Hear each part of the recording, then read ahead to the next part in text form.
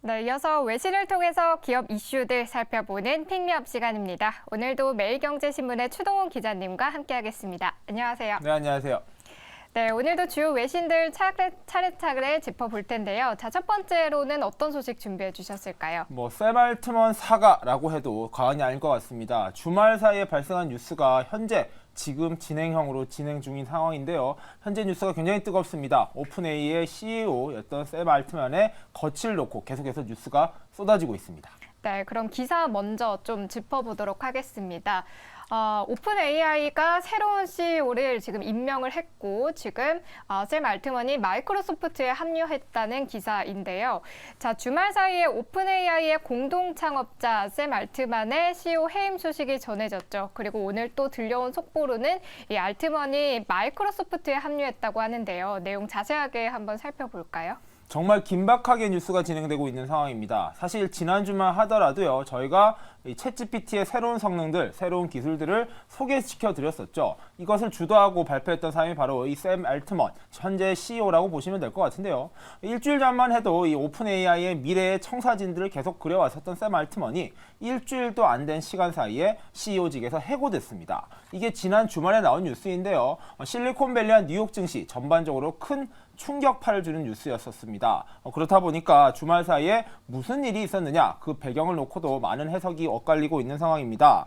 먼저 미국 같은 경우에는요, 이사회의 힘이 막강합니다. CEO의 힘도 중요하지만 이러한 경영진이라고 불리는 보드 멤버들이 어떤 의사결정을 하느냐에 따라서 CEO의 거취 자체가 뒤바뀌기도 하는데요. 그 대표적인 사례가 이번에 발표된 샘 알트먼의 해고 소식이었습니다. 자, 이사회는요, 이사회 회의를 열고 샘 알트먼이 회사의 방향과 맞지 않게 경영을 하고 있다라는 이유로 해고를 했었고요. 샘 알트먼도 그 직후에 X에 자신의 메시지를 올렸습니다. 그간의 좋은 시간을 보냈었다라면서 거취를 정리하는 모습을 보이면서 시장에는 큰 충격파를 보였습니다. 자, 말씀드린 대로 그렇게 삐걱거리는 모습을 보인 적도 없고요. 일주일 전만 해도 이 오픈AI의 미래 그리고 챗GPT의 발전 양상을 말씀하던 이러한 샘 알트먼이 갑자기 해고됐다라는 뉴스에 놓고 왜 그런 이유가 됐느냐, 왜 해고가 됐느냐에 대한 해석이 엇갈리고 있습니다. 자, 그 배경이 조금씩 밝혀지고 있는데요. 생성형 AI 기술이 올해 워낙 인기가 있다 보니까 이러한 발전 속도를 놓고 보드 멤버 간에 갈등이 있었다라는 뉴스가 나오고 있고요.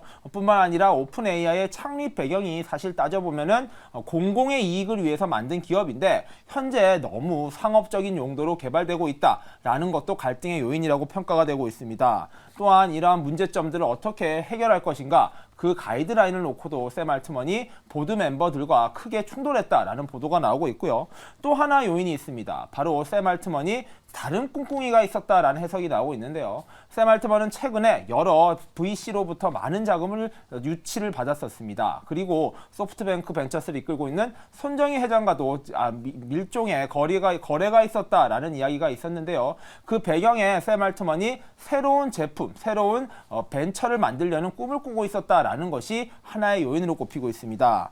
물론 지금 나오고 있는 이야기들도 모든 게 확인된 것은 아니고요. 현재 계속 논의가 되고 있는 상황이다 보니까 결과론적으로 어떤 이유로 이러한 결과가 나왔는지는 시간이 좀 더 걸릴 이슈다라고 보시면 될 것 같지만 어쨌든 간에 이 창업자가 결국에 CEO직에서 물러난 경우 이번이 처음 있는 일은 아닙니다. 샘 알트먼을 비롯해서요. 스티브 잡스 같은 경우에도 자신이 창업한 애플로부터 쫓겨난 적이 있고요.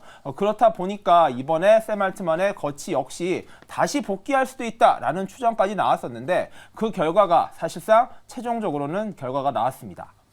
네, 이렇게 오픈AI의 샘 알트먼이 해임이 됐다는 좀 다소 충격적인 소식을 접하게 됐는데요. 자, 그렇다면 지금 기사에도 좀 나와 있긴 한데요. 새로운 CEO는 어떤 인물일까요? 네, 맞습니다. 사실 오늘 오전까지만 해도요, 그가 복귀할 수 있다, 오픈AI에 다시 CEO로 취임할 수 있다라는 뉴스가 나왔었습니다. 실제 오픈AI의 직원 다수도 샘 알트먼이 복귀해야 된다라고 주장을 하고 있었고, 오히려 보드 멤버들이 너무 과격하게 해임 결정을 했다라는 반발이 커지고 있는 상황이었습니다. 그렇다 보니까 알트먼이 복귀할 것이다 라는 데 힘이 실렸었는데 금방입니다. 한 몇 시간 전부터 해서 새로운 뉴스들이 쏟아졌는데요. 먼저 샘 알트먼은 이 오픈 AI로 복귀하지 않는다라는 뉴스가 나왔습니다. 바로 이 오픈 AI에 130억 달러를 투자한 마이크로소프트에 합류한다라는 것을요, 이 MS의 CEO가 직접 밝혔습니다. 즉, 이 샘 알트먼은 마이크로소프트로 이직을 해서 여기에 이 AI의 수장이 된다라고 뉴스 보도가 나오면서 사실상 오픈 AI와 샘 알트먼의 결별이 시작됐다라고 보시면 될 것 같고요. 그리고 새로운 CEO가 임명됐습니다. 다만 임시 CEO이기 때문에 얼마나 맡을지 모르고요. 오픈 AI의 새로운 CEO는 트위치입니다. 일종의 중개 플랫폼인데 이 트위치를 창업한 MSC어가 새로운 CEO로 임명이 됐습니다. 그는 오랜 시간 장고 끝에 이러한 제안을 받아들였다라고 이야기를 하고 있고요. 임시적으로 이러한 오픈 AI를 이끌 예정인 만큼 얼마 기간 동안 이렇게 오픈 AI를 이끌지, 또한 오픈 AI의 현재 위기를 극복할 수 있을지 좀 봐야 될 것 같고요. 그리고 몇 분 전에 나온 뉴스가 또 있습니다. 바로 이 오픈 AI의 직원들이 만약에 샘 알트먼이 복귀하지 않는다면 이 이사의 멤버들을 해고해달라라고 이야기를 하면서요. 만약에 이들을 사임시키지 않는다면 많은 직원들이 샘 알트먼을 따라서 마이크로소프트로 이직하겠다라는 경고성 발언을 내렸다라는 뉴스가 나오면서 이 오픈 AI의 미래가 굉장히 불투명해졌다라는 우려가 커지고 있습니다. 자, 정말로 샘 알트먼 사과라고 해도 과언이 아닌 현재 상황, 어떤 식으로 진행이 될 것이고요. 마무리가 될지에 따라서 오픈 AI의 운명 역시 뒤바뀔 수도 있을 것 같습니다. 네, 이렇게 오늘 하루를 뜨겁게 달구고 있는 샘 알트먼의 해임 소식에 대해서 좀 자세하게 짚어봤고요.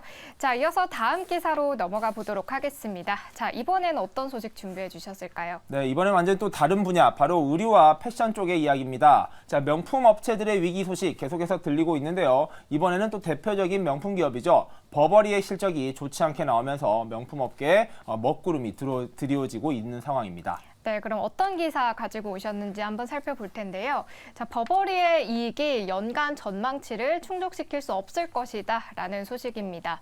자, 버버리의 2분기 실적이 발표가 됐습니다. 전분기 대비해서 매출이 18% 급감했고요. 상반기 이익은 전년 동기 대비 15%나 급감했습니다.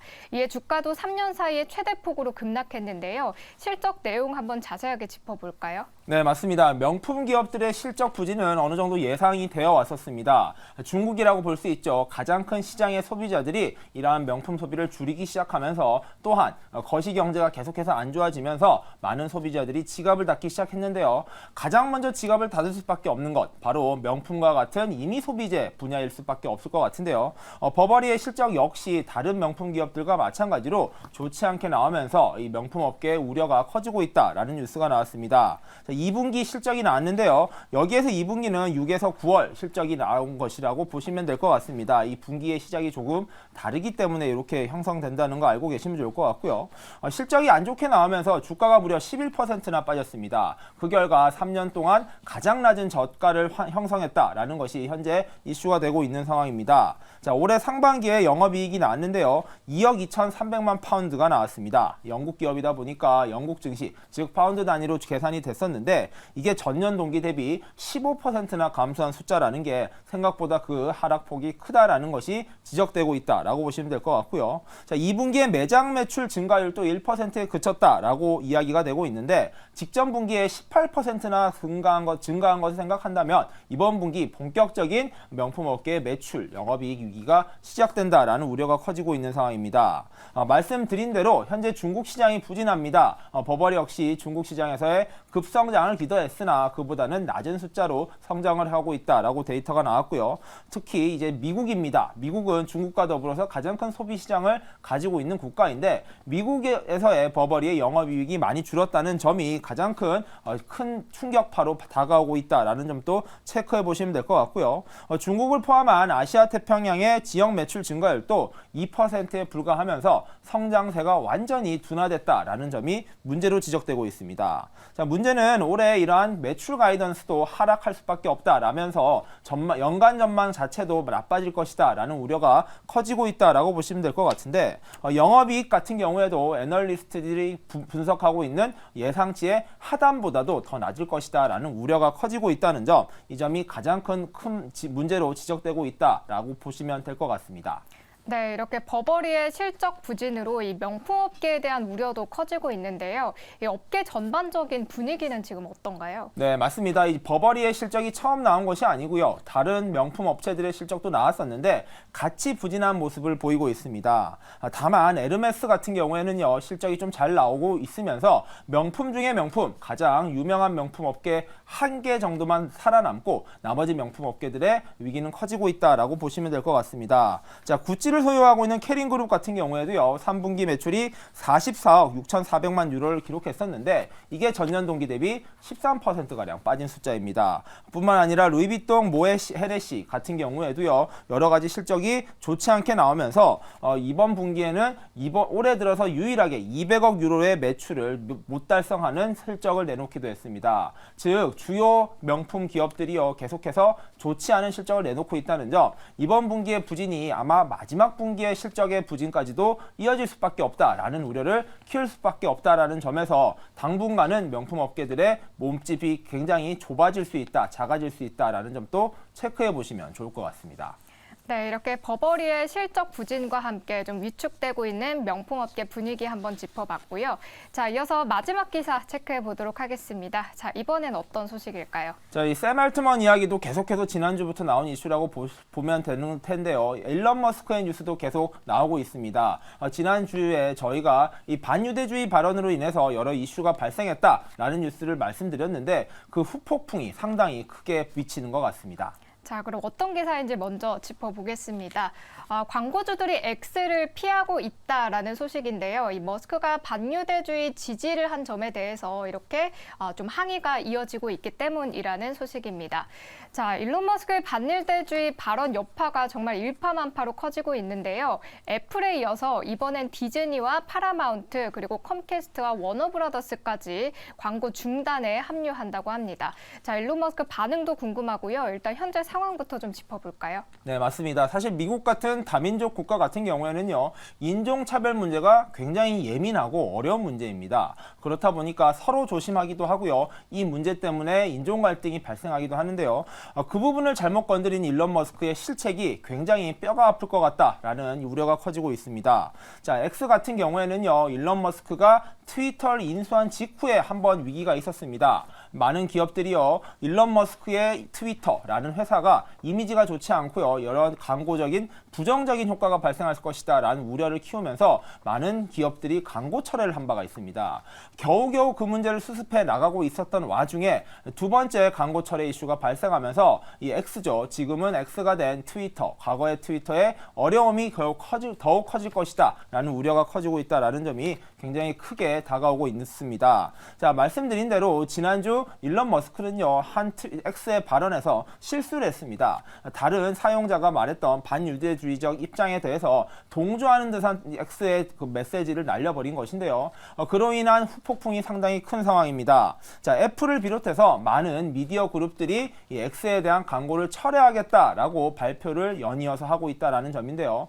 자, X 같은 경우에는 미국을 대표하는 SNS 회사입니다. 근데요, SNS 회사 같은 경우에는 광고에 기반해서 대부분의 매출이 발생하다 보니까 많은 미디어 기업들이 광고를 줄인다라는 것은 사실상 매출이 완전히 줄어들 수밖에 없다라는 이슈라고 보시면 될 것 같고요. 애플은 X에 광고를 하고 있는 기업 중에서 네 번째로 큰 회사였다라고 합니다. 그런 애플을 비롯해서 디즈니, 컴캐스트 등 미디어 그룹들, 아무래도 전파력이 크고요, 영향력이 큰 기업들이 죄다 이렇게 광고를 떠난다는 점, 문제가 커질 것으로 보이는데요. 일론 머스크는 적반하장으로 우리가 뭐가 문제가 있었냐라고 입장을 밝히고 있는 만큼 X의 위기는 지금이 가장 큰 상황이다라는 분석도 나오고 있습니다. 네, 일론 머스크의 반유대주의 발언에 따른 X의 광고 철회 사태에 대해서 오늘 마지막 기사로 함께 짚어봤습니다. 자, 오늘 저희가 준비한 픽미업 소식은 여기까지입니다. 오늘도 매일경제신문의 추동훈 기자님과 함께했습니다. 고맙습니다. 네.